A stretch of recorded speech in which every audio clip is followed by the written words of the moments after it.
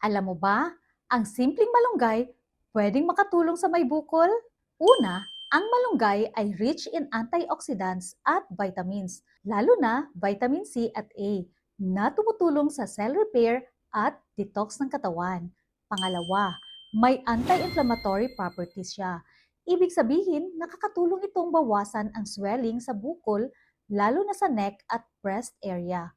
Pangatlo, nakakasupport din siya sa immune system. Kapag malakas ang immune system mo, mas kaya ng katawan mong i-regulate at i-repair ang sarili niya. May bonus tip ako, ang malunggay leaves at powder ay parehong effective.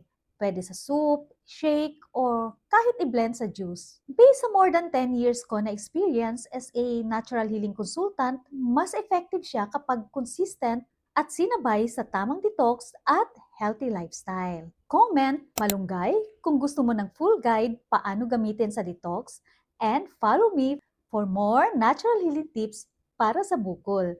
This is May at your service!